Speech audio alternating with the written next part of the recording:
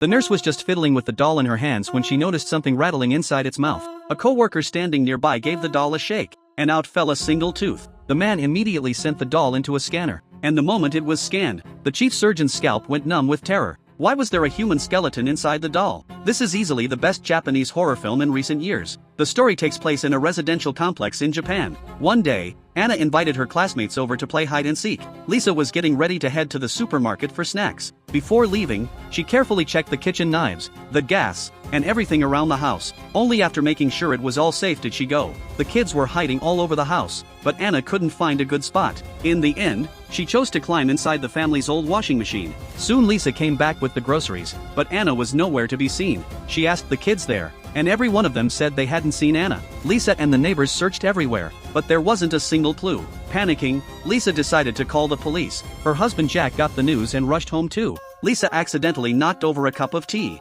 and as she went to toss the tablecloth into the washing machine, what she saw in front of her shattered her completely.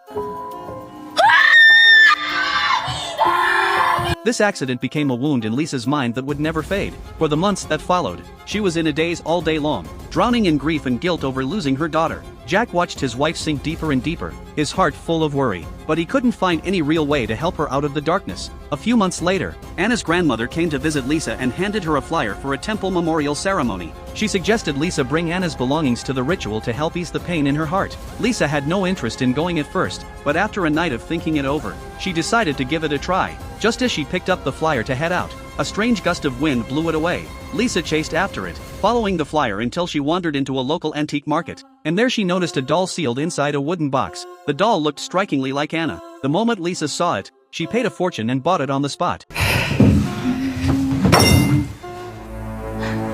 Ever since she had the doll, Lisa's condition clearly started to improve. She treated the doll like the real Anna, shopping, walking by the sea, taking family photos. She carried the doll in her arms through all of it. Jack didn't understand it, but thinking the doll might help his wife heal, he went along with it as best he could. And so the couple lived with the doll for years. With the doll by her side, Lisa slowly moved past the pain of losing her daughter. Sometime later, Lisa got pregnant again and gave birth to a second daughter. The little girl's arrival filled the whole home with joy. The couple poured all their energy and love into their younger daughter. Nami, the doll that was once so carefully cared for, had lost its value. It was tossed aside into a corner of the house. But ever since the doll was neglected, strange things started happening one after another. The newborn Nami wouldn't stop crying, and no matter what the family tried, nothing could soothe her. By chance, Lisa set the doll beside Nami, and the baby instantly went quiet. But in the few minutes Lisa stepped out of the room, Nami suddenly burst into tears again. Lisa hurried back to check, and found a strand of hair wrapped around Nami's neck, as if someone was trying to strangle her.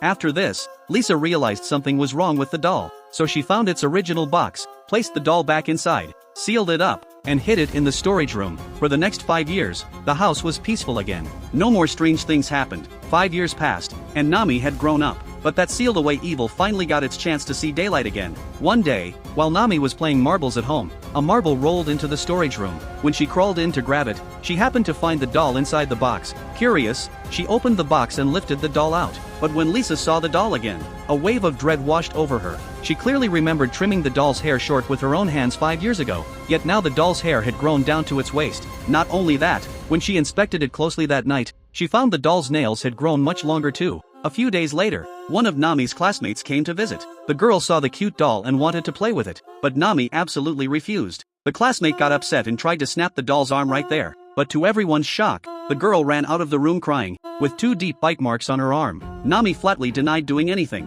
What scared Lisa even more was that Nami's behavior grew stranger and stranger. The kindergarten teacher pulled out Nami's artwork. The drawing showed 2 people hanging themselves, and a child being boiled in a pot. The style was dark and eerie. Late that night, Lisa's bedroom door pushed open. A figure crept into her bed. She thought Nami was scared to sleep alone, so without thinking she reached out and held the figure close. But the next second,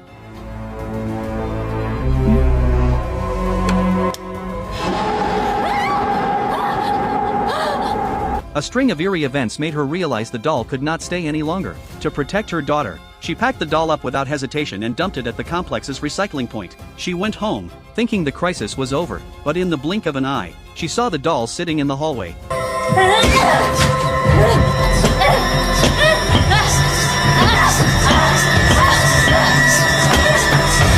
When she stopped and turned around, the doll was still sitting perfectly on the chair. A chill ran down Lisa's spine. Then she saw the scattered marbles, and realized she had just been hitting her own daughter. The horrifying image jolted Lisa awake. It had all been a nightmare, but reality was even more hopeless than the dream. The next second, a knock came at the door. Because Lisa hadn't sorted the trash properly, the security guard had brought the discarded doll right back. Lisa understood that simply throwing it away wouldn't get rid of the doll. She rushed after the garbage truck and only relaxed once she watched the workers take the doll away. But before long, there was an accident with the garbage truck. One of the workers got pulled inside, and in Lisa's moment of terror, Nami, who should have been at kindergarten, was standing at the accident scene, holding that doll, her face blank. That night, Lisa began replaying the home security footage over and over. She faintly heard, alongside her daughter's voice, a cold, unfamiliar voice talking with her. But Jack believed it was all trauma from losing their first daughter, that his wife was hallucinating. He didn't take it seriously. At the hospital, the doctor quietly told Jack that Nami's back was covered in scratches, some old, some new. Jack naturally assumed it was Lisa, in her unstable state, who'd done it. Facing her husband's suspicion, Lisa had no way to defend herself. In the end, she agreed to be admitted for treatment. Nami was sent to her grandmother's, and that cursed doll was brought along too. At Grandma's house, the horror continued. After Grandma rocked Nami to sleep, she turned and found Nami sitting in front of the TV. Thinking the child had woken up, she went to grab a drink, and a figure suddenly leapt onto her back. Grandma decided to put Nami back to bed, but when she got to the room, something terrifying happened.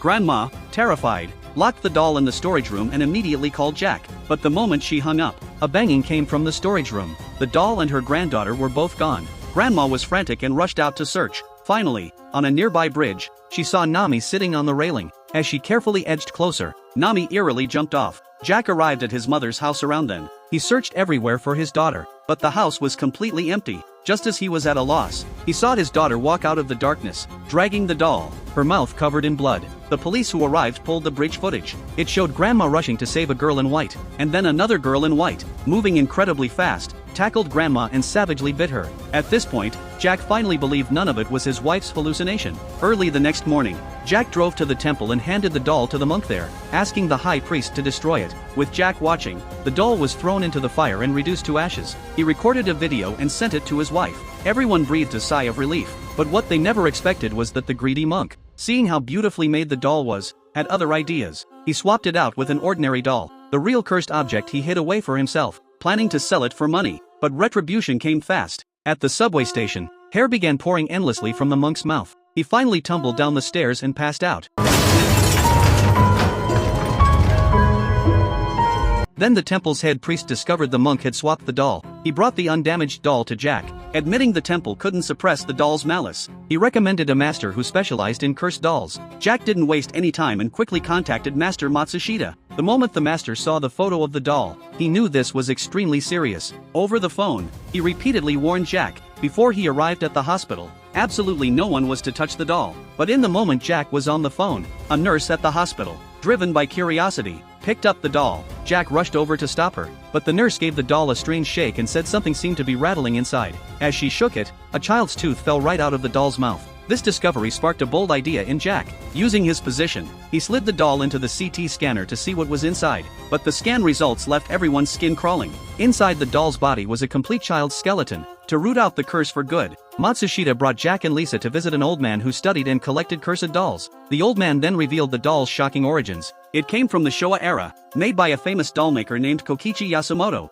Yasumoto's daughter, Reiko, was sickly from birth. Her mother, unable to bear the strain, once tried to die together with her daughter. She survived, but the daughter tragically did not. To cover up his wife's crime, Yasumoto did something monstrous. He used his daughter's bones, hair, and nails to make this living doll, and per his wife's dying wish, he buried the doll together with his wife, who died of grief. The doll had resurfaced now because grave robbers had dug it out of the tomb. After learning the truth, everyone agreed. If they returned the doll to her mother's bones and reunited mother and daughter, maybe the malice could be resolved. So they set off at once for the island where Reiko and her mother were buried long ago. Following the map, the couple finally found the tomb deep in the mountains. They opened the urn, and inside was indeed a single female skeleton. After praying devoutly, they carefully placed the cloth bag holding the doll into the urn. But just then, another accident happened. The photo of their elder daughter Anna, in Lisa's pocket, accidentally fell in. It was her only keepsake of her daughter. In her panic, she ignored Jack's attempt to stop her and jumped straight into the urn to grab the photo. But the instant she got the photo, a still burning ember dropped. and instantly ignited the sealing rune on the cloth bag. The moment the seal broke, the doll's malice exploded. It clamped down hard on Lisa's ankle. Jack fought to pull his wife out, but Lisa's hair was tangled tight. At the brink of death, Lisa smashed Anna's photo frame and used a shard of glass to cut off her own long hair. It seemed she'd finally broken free. They thought it was all over. The couple slumped to the ground, staring at the earth-covered tomb, believing every nightmare and horror had finally been laid to rest. They could finally return to a normal life. But the scene cuts, and Lisa, Jack, and their daughter Nami are living together, happy as can be, as if none of the nightmares ever happened. And yet the film's ending delivered its most lethal blow right here. Grandma hadn't been able to reach the couple for a whole week, so she brought the master to their door. They just missed Lisa's family, who'd stepped out. When they opened the door, they found 3 place settings on the dining table. The milk in the cups long gone sour. By reviewing the footage and records, the master finally uncovered the most terrifying truth. The doll's mother had abused her daughter while she was alive. The doll was full of hatred for her mother. Burying her with the very mother who abused her didn't resolve the malice at all. It made it far, far worse. Meanwhile, on the sunlit street below, Lisa and Jack were happily pushing a stroller on a walk, deaf to everything around them, serene smiles on their faces, and lying quietly in the stroller was that doll. Not far from them, inside a parked car, their real daughter Nami was trapped in an invisible cage, pounding desperately on the window, screaming for help, but her parents could no longer see her. And with that, the film ends. Released in 2025 to enormous acclaim, House of Dolls earns its praise by completely abandoning traditional gore and shock. Instead, through relentless, airtight emotional build-up, it pulls the audience into a psychological horror that strikes straight at the soul. The film's twist ending elevates its core from an ordinary horror movie into a profound metaphor for reality. The couple cleverly assumed that fulfilling the ghost's wish to be buried with her mother would set them free, but they overlooked the truth that the ghost had been abused in life. Step by step, they walked into the invisible cage the doll had tailored just for them. The film tells us that every comfort we use to escape reality will eventually turn and devour us. That's it for today's movie. See you next time.